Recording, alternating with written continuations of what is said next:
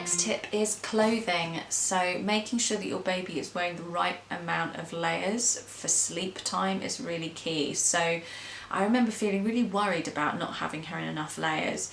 You always need to be making sure that her hands and her feet, or his hands and feet, are covered, especially when they're a newborn.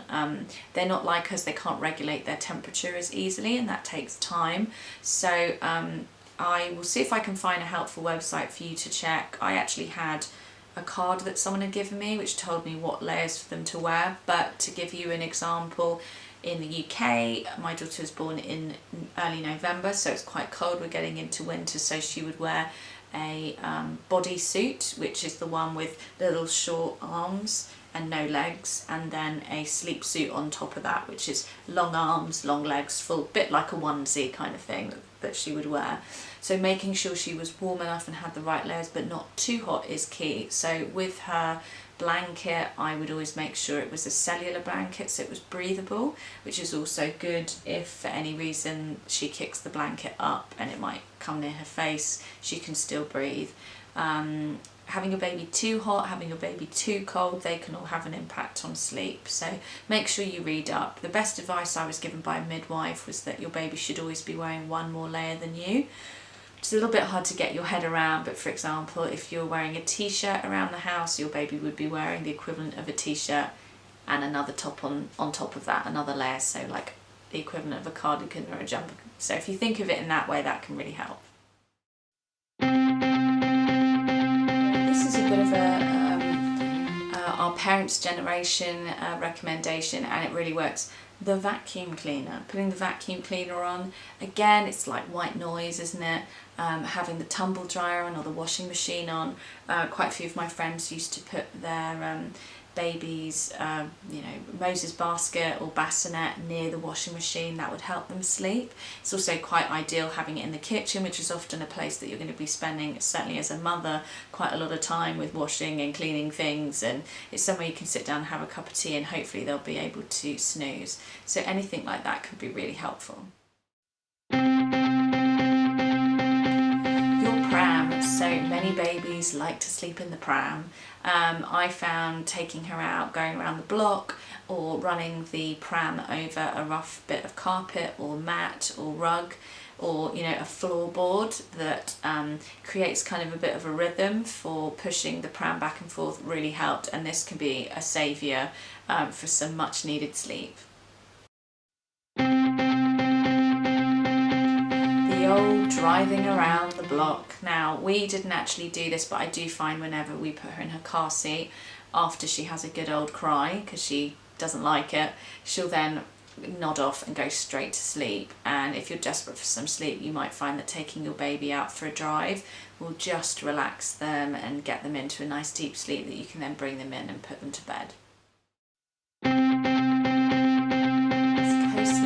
This is not something I've done, but it's very popular.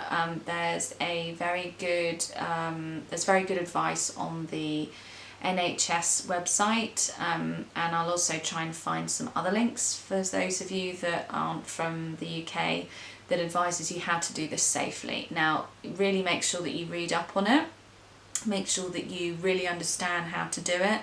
There are many benefits to co-sleeping, not only for you but also for your baby, for bonding, having them closer to you, but really make sure that you're very clear on how to do it so that it doesn't end up being a dangerous thing to do. So I will put some links in the description box for you to follow and have a good read if you're interested in this.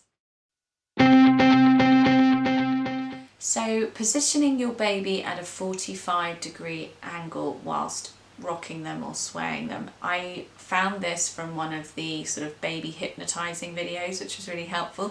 So I'll try and show you how to do this. So this is a very big baby, but imagine that you have your baby in your arms like this and you are swaying them to and fro and you're looking at them. Now at this point when they're a new baby, they will be looking at you, or a light or a radiator, which tends to be our baby's favourite things to look at, because at this stage they can only see white and black, so monochrome. So what you want to do is your baby's going to be looking at your eyes. You want to tilt your baby until they're about 45 degrees, until they are straining and struggling to be able to focus on you or whatever it is that they're focusing on, and this forces them, well, they essentially get so tired and exhausted they end up closing their eyes. And it worked every time with her, especially when she was 2, 3, 4 weeks old.